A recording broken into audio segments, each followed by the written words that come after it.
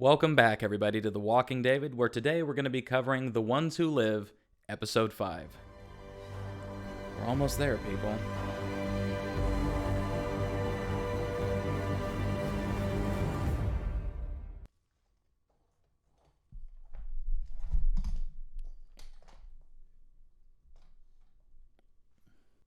Man. I'm conflicted.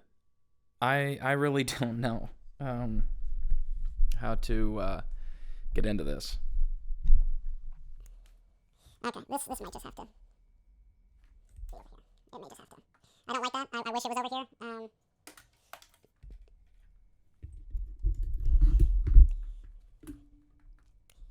Jeez, man. Where the fuck?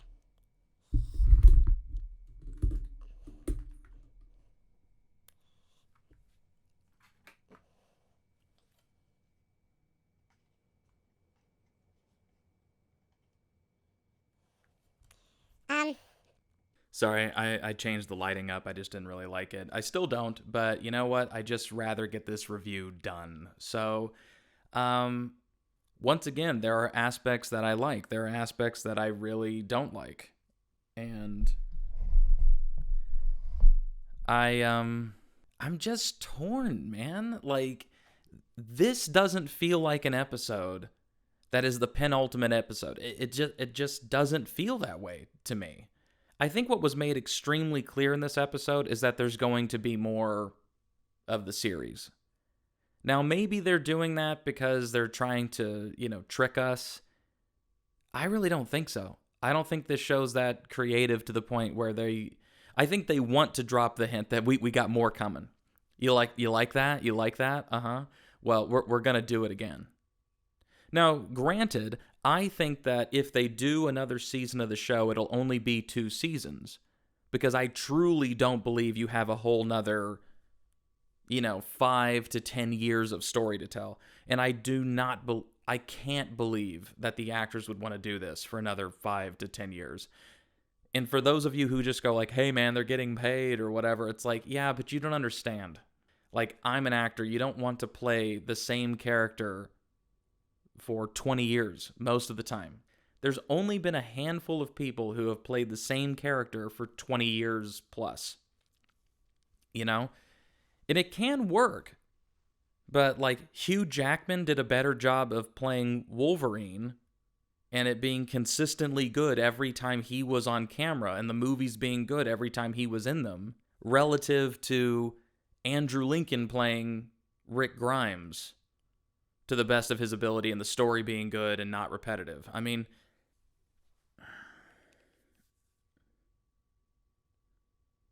I really wanted this episode to be better. And I really tried hard to not come in with a lot of crazy expectations. I tried, man. I really did. I didn't want to dislike anything. The story of this episode is extremely short. Rick and Michonne are on the run. They run into some people in the woods. They have a little interaction. It's kind of funny, kind of dumb, kind of pointless. They let them go. It comes back to bite them in the ass. Then the person who was walking in the shadows, the person who sneaks up on them is Jadis. Okay? And she's got the drop on them, and instead of just killing them in their sleep, she decides to give a villainous, final thank you and let me tell you my big plans kind of speech. She didn't even really divulge a lot of plans. She just didn't kill them. And that doesn't make a whole lot of sense. I'm sorry, it just doesn't. There should have been something where they were made aware of it, because we could still get to Jadis finding them, because they didn't cover their tracks, and them fighting her, and having that same fight play out without that scene. It just felt very lazy and contrived, and they really didn't think that part through. They just go, how does Jadis find them? Well, she just finds them. We don't see her finding clues. She tells us that she found clues. And that is supposed to make us think that she's smart. But here's the thing, you guys. In the movies like Sherlock Holmes and stuff like that, even the old Sherlock Holmes movies, We see like close-ups and him noticing things and picking up on subtleties, and we see it in real time. So then we are clued in going, wow, this guy sees everything. He's seeing stuff that a normal person isn't seeing. But we don't get that. We just get them telling us how fucking smart they are. That's dumb. That's not good writing. Good writing, honestly, comes down to showing and not telling. Now, granted, you do have to talk. I mean, like, good writing also is having good dialogue. There wasn't a lot of that in this episode either. I've had a lot of people on my TikTok and on my YouTube channel talk about the lack of chemistry between Andrew Lincoln and Denai Guerrera as Rick and Michonne. I think in real life, they are very good friends, and I think Andrew Lincoln is quite the gentleman and kind of a softer guy. Not in a bad way, not in an unmasculine way, but he's a softer guy. He's a gentler touch. And I think that's why they're like, when they're kind of jabbing each other and being a little quippy, it works a bit because they're actually friends in real life. And at this point, they've known each other for a decade, so it feels real in terms of them kind of poking and prodding and making fun of each other. But the romantic side of it has never really worked for me. Them having a relationship can work because you could just make the argument, well, there's not a lot of options. She was kind of a second mother to Carl after the death of his mother. Yeah, but I'm sorry, just some of the moments between them just don't work for me, okay? Some of it does, some of it doesn't. I feel like they are a very good team. That part I believe. I believe that Rick and Michonne make one hell of a team. But what you need to stop doing, show, and in future shows and just future reference, you need to stop having characters going like, you two can do anything. We can do anything. It's like, we need to be thinking that as the audience, like, God, they can just take on anything. Look at them, they took on a herd. Look at them, they took on Jadis. Look at them, they took on Negan. Look at them, they did this. We're supposed to be thinking that. You don't tell us what we should be thinking.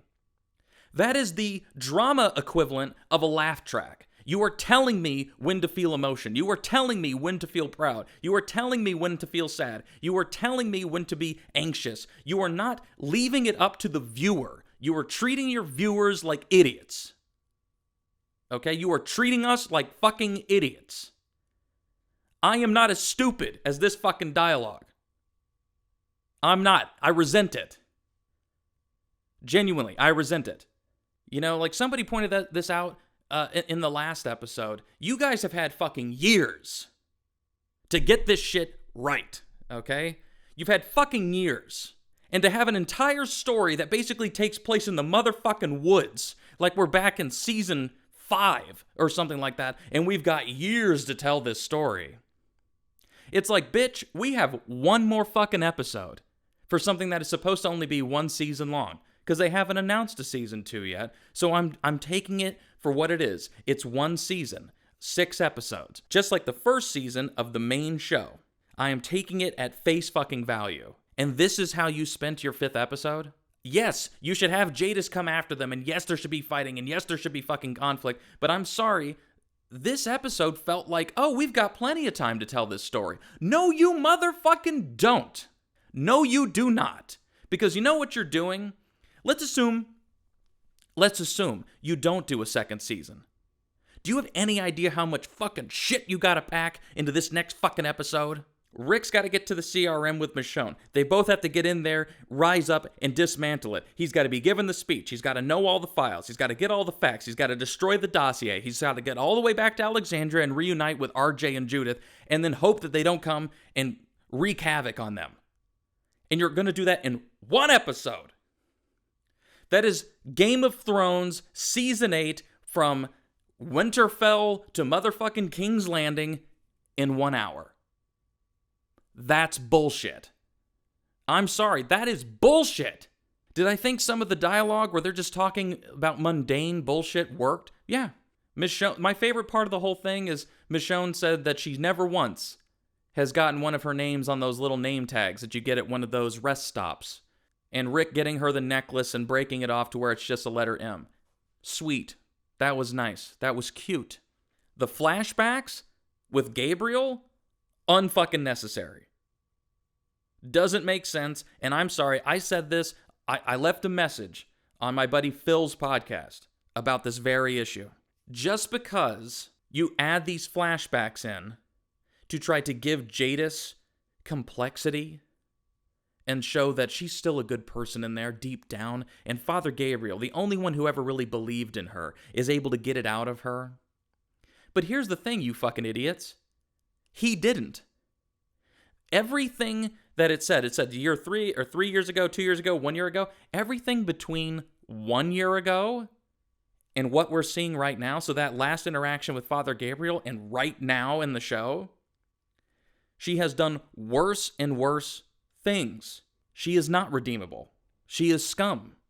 And you should not feel sorry for her. You should be rooting for her death. Actively rooting for her death. They made us like Jadis after she lost her group of people, and then she saves Rick, and then she's with Father Gabriel. Like, she's turned over a new leaf, and then she went right motherfucking back. These writers love to do this. In Fear the Walking Dead, they had the wishy-washy, Victor Strand is good, he's bad, he's a general, he's bad, he's good, he's bad. Did I mention he's bad? Now he's back to being good, because in the ultimate end, you had to be bad in order to be good. You know what I mean? They do this wishy-washy, we can't decide, because if we commit, what if we make the wrong choice? This is anxious writing. They are scared shitless. These writers might as well be running for the hills with notepad in hand, writing this fucking script. By the time you get to a character's death episode, it is too fucking late to make them complex, to give them heart, and to make us give a shit. That is lazy fucking writing that works on the masses, that works on the idiots that you are writing to. You are catering to idiots. You are not catering to the original audience who fell in love with this show because it actually had a mind. It had complexity. These characters were complex and we could relate to them. Who the fuck is going to relate to Jadis? Who the fuck is going to relate to these hillbillies in the fucking woods? And by the way, just a quick aside about those those morons in the fucking woods. I can't say retards, everybody's going to get pissed off. But the idiots in the fucking woods. How the fuck have they lived for this long? Does this show forget that it has been a decade and a half? It's almost been 20 fucking years, and these people would have been children when the apocalypse started? They would have been teenagers. And they're still bitching about this? They still have all their teeth, and they don't have any clothes that match, and they don't have any weapons, really. The guy has a red pistol that I thought was a fucking flare for the first 10 minutes I saw it. Not until Michonne had it in their little cabin when they're drinking Johnny Walking Dead whiskey did I even notice that that was a pistol and not a flare gun. I thought that that was a flare gun. I mean, this is making me wish for Denai Guerrera's input on the dialogue. You don't know a goddamn thing anymore, do you? Can she change Andrew Lincoln's dialogue too? Can she just come in and try to fix some of it? And that says a lot because, hey man, I really didn't dig that dialogue. That repetitious dialogue was really not my bag, okay? I didn't really dig that. I didn't gel with it. But the conversations that we had during this episode amounted to fuck all. And that upsets me, okay? We do not have that much motherfucking time. The one thing that kind of worked. I didn't like it, but it kind of worked. I'm trying to give some good points so that everybody doesn't think I'm just hating to hate. Go back and watch my first 3 episode reviews and tell me if you think I was hating on this show just to hate it. Fucking tell me. I was saying that I liked it and that it was doing well and better than expected. But the writing was weak in moments, so I'm staying consistent. It's the same fucking thing. They are good actors with bad story. Happens a lot. Happens all the time. You know, even Jared Leto did Morbius.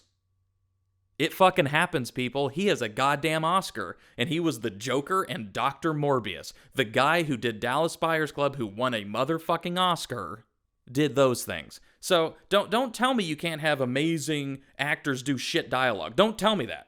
It's factually not true. And if it's true to you, you need to educate yourself if you think that this is the best out there. Okay? You need to watch more shows. You need to get your head out of your ass. You need to realize that The Walking Dead is not the best written show on the whole fucking planet. And you need to realize that you've been fed shit for a long fucking time. let me get back to that thing that I thought worked.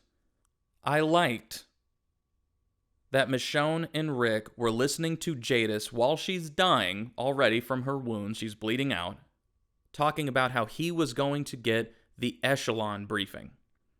And he was going to move up.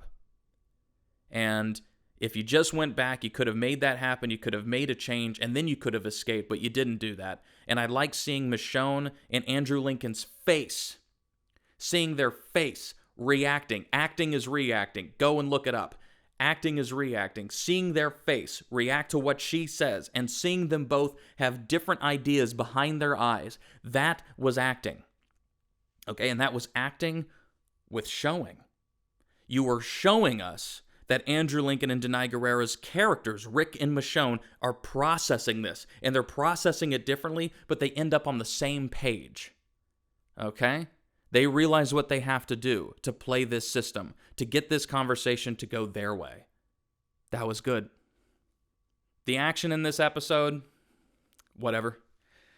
It's not even worth mentioning. It was so bland. The weird walker with calcium buildup or whatever it was, take it or leave it. It's interesting. It's nice that something is different, but they killed it all the same. I did like that Rick said, "I smash, you stab." That's cool. I like seeing Rick use the missing hand. Here, I'll also say this. Those side characters, not the girl and not the bigger dude, but the guy who said he pissed his pants or whatever, or he was really looking forward to the noodles, I actually like that actor. I don't know why, but they gave him more believable dialogue. Hey, as long as I got my food and a new pair of pants, I'm good. I'm like, you know what? As stupid as that line is, that feels like a real person might actually say that. So, I don't know what to tell you. I actually like that guy. I did. Sue me. Good on you, actor. I hope if you look up reviews of this episode, you realize that I didn't hate you. And I'm being fair. Firm, but fair. Like a judge. But believe me, I am judging you. That's what this is about. There is no point in reviewing a show if all I'm going to do is just blindly praise it. Because then the whole video could be 10 seconds long going, I really liked it. And then everybody who liked it could give it a thumbs up. Hey, that's possible. There are idiots who do those kinds of reviews, but that's not me. I struggle really hard, you guys. I genuinely do. I'm going to be honest with you. I struggle with where I'm at. And it's because I want to be honest. I want you to see me as someone who is genuine in their opinions. Who's not a sycophant, who's not going to come in with a ton of bias. I love The Walking Dead, but I also hate where it has gone and where it continues to go. I am very disappointed, okay? This is the equivalent, like I said. This episode, it felt like it could have been an episode from season 8. You got Jadis, you got Rick, you got Michonne. But here's the thing about season 8 of The Walking Dead, and maybe you forgot this. Horribly repetitious. Negan gave the same fucking speech like 10 times. They kind of handicapped Rick in terms of his dialogue, and it was just kind of weak. They made Jadis do random shit and kind of turn just wherever the plot needed her to go in that moment. They just had her do it. And even the clips they were showing, man, it's from season 8. I mean, it really did. It felt like a season 8. And season 8 was not a good season. Season 8 was one of my least favorite seasons of The Walking Dead. I thought season 9 was significantly better once they brought in Angela Kang. I think everybody did. They changed the world. They changed the mise-en-scène, the wardrobe, the hairstyles. It looked like time had legitimately passed and they had grown as a society. They had a constitution. They had medieval armor. It was changed. And for the better. And this feels like a relapse. This feels like we fell off the wagon, dude. Let's go hit up an AA meeting. I mean, fuck, we need to get back on the steps. We need to get back on the program. I don't like that they're setting up that there's clearly going to be a season 2. I shouldn't even be thinking about it. I should just be engrossed. Jadis is... That actor is good. Was it Paul McIntosh? Pollyanna McIntosh. She's a good actress. She is. Is that what you think of me? That fucking haircut is just stupid and distracting. I'm sorry, it just is. It doesn't matter. Because you know what? It's not the same haircut as everybody else in the CRM. So it makes it seem like she just chose to cut her hair like an idiot. And I'm sorry, if we're supposed to think that she looks smart, why does she have to visibly... I mean, looks do matter, you guys. Remember how everybody lost their shit when Rick shaved his head and he was rocking the short hair? Yeah. Even Rick Grimes in his own fucking show is not immune from scrutiny. And also, this show has de-aged him. If you remember how he looked on the bridge, he looked like he was probably close to 60, and then they de-aged him. They darkened his hair again. They gave his beard a little bit more color in parts. You know what I mean? A little bit more gray, not white, not Santa Claus. Okay? And hey, listen, man, I liked short-haired Rick with the beard. I thought he looked badass, dude. I really did. I didn't know that I would like it, but I did. I did. And that look makes... Tell me that look wouldn't have been awesome with the CRM outfit and everything. I like how he looks. I think he looks cool. He's an attractive guy. That stuff's good. But I'm just saying, looks do matter in a show like this. There's a reason why everyday people aren't doing it. You know, walking around with that, Gleason, Wisconsin fucking haircut from the 80s. Terrible. Good Lord. And the actress is beautiful. You see her? She's beautiful. When she was just like Anne and she rescues Rick, she looked beautiful. Yeah, she looks different, sure. European. But that's beautiful. But why did they do this to her? Or why did she choose to let them do this to her?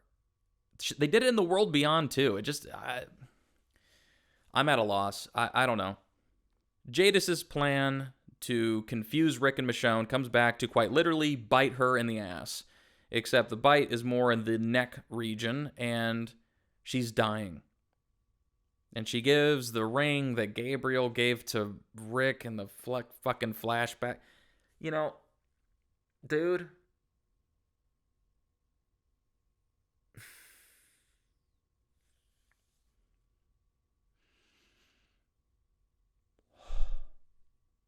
There was just no point. There was no point to that. Man. I hate this. I really do. I wish that I loved it. But I can't say that. I just can't say that. I think you have too much to tie together to finish up this last episode. I could speculate as to where I think it might go, but I don't want to. Not yet. Maybe in a few days. I'm in talks with somebody about maybe doing a possible, like what I think will happen, like predictions for the final episode. And I don't do those very often. I really don't, because they lead to people trying to spoil things, and speculation just kind of kills the vibe of a lot of things. It just ruins it, you know what I mean? It's also the same reason I don't watch the trailers usually to the next episode. Because I don't want anything spoiled for me visually, story-wise. I don't want that. How would I rate this episode? The acting, I'll give it an 8. The writing, 5, 6.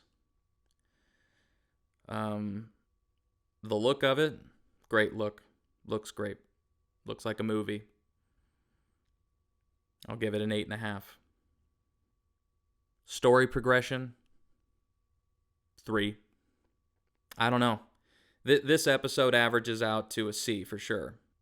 I feel kind of how I felt about the last episode. I'm just more upset because I thought the last episode was more to blame on maybe Denai and her writing, but I don't think so. This episode, we had the Gimple speak back. We had dumb decisions, characters not thinking things through being dumb for the sake of being dumb and then being smart for the sake of getting out of the dumb thing that they just did. The best thing about this series, this is an obvious thing to say, I don't care. It's the only truth there is. I love seeing Rick Grimes, and I enjoy seeing Michonne. But I really just enjoy seeing Rick. Rick's my favorite character. He has been for a long time. It's never really even come close with other characters. And this show doesn't take away from that. I'm just so disappointed in these last couple of episodes. For a 6-episode miniseries, I mean, if you need to know how to do it, look to Chernobyl as a beacon of how to do it. And very similarly, Chernobyl, the first 2-3 episodes were just like balls to the walls, like holy shit. You know, the plant's melting down, it exploded. I mean, look at what it's doing to these people, all the deaths and everything like that. And then the last 3 episodes were more about the political fallout, as well as the actual fallout from the nuclear reactor.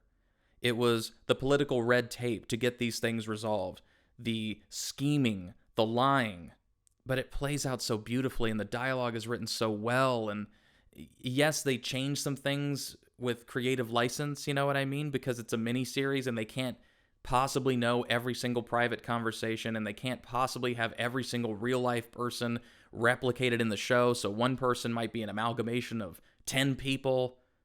But dude, all the points are the same. All the points are the same. The action might have slowed down, but the intrigue didn't. This felt like when you took the action away from the show and you just left them to their own devices, like we're just watching them hang out. And that's not what this show should be. It just shouldn't. I don't need to see them kiss. I don't need to see them have sex. I don't need them to have pointless interactions with characters that shouldn't even be there. I mean, those actors should be thanking their lucky fucking stars to be across from Andrew Lincoln and Denai Guerrera for some of the most pointless roles ever to exist. They used to call this on The Talking Dead, Walking Dead randos, of people who would be like the red shirts, who would just show up to get killed off. And it happened again. And I said that if you're keeping this show focused, you need to keep the cast small, and the story has to be the priority. These last 2 episodes lost sight of that. Now, the very last episode, hopefully they remember what the fuck this show was made for. Hopefully they go somewhere that at least satisfies the intellect, that it satiates you, that it sustains us until we get more. Like House of the Dragon or something like that. Very little action happened in season 1 of Game of Thrones. It's considered one of the best seasons of television. I rest my case, dude. And a lot happened in season 1. There was intrigue. There was great writing. Some of the most memorable scenes. Some of the most memorable characters. And then later on, when they lost sight of it, when they didn't have books to work off, you got what you got. She is my queen. You're my queen. I don't know what else to say. Let's go to King's Landing. Okay. Hey, we're here in King's Landing. I mean, that's the kind of shit that you get. Imagine if in this episode they got to Alexandria. That's the only thing we're missing here. That's the only thing we're missing. Yeah. I'm going to give this episode a C. Like a 70, okay? Very close to a D+. A C minus. Highest I could give you would be a 75 or 7.5 out of 10. That sucks, man. Anyways, thank you all so much for watching this episode of The Walking David, covering The Ones Who Live, Episode 5. Please do me a favor. Like, share, comment, subscribe, and hit the bell icon so you never miss an upload. Thanks, everybody. And remember, we are The Walking David.